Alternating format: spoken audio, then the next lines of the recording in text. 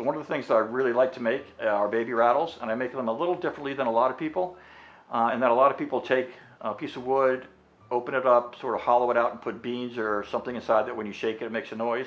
I use something called a captive ring, which is a ring that it's made out of a solid piece of wood, but there's a free ring that moves back and forth. So when I decided to make rattles, I wanted to find out what makes a good rattle. I actually did research with people who laugh at me about, but there are a number of these so-called smart rattles out there.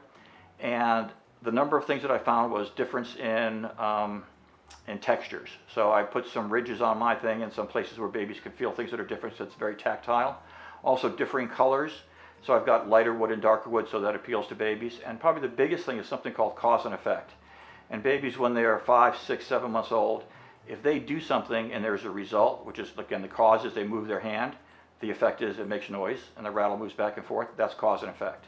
And so I really have sort of made this rattle, as I consider it, a smart rattle with pieces that it's got things that they can gnaw on. It's made out of 100% wood. It's got safe, food safe, baby safe finish. So there's no harm to children. It's not going to hurt anybody. I make every one as a certain size so it can't choke the baby. And I've taken it really seriously, and I've now made these as a tremendous number of baby gifts. And invariably, everyone tells me that the rattle that they have is one of their child's favorites, and they love it. People all over send me pictures of their babies that have been using my baby rattles for 4 or 5 months, and it's their favorite thing to use. And I tell all my clients that if they get my baby rattle, I will guarantee it's a smart rattle. Their child will be very educated, and I guarantee them with a money-back guarantee that at 18 years of age, when they apply to college, if they don't get into an Ivy League school, they can call me and get their $30 back.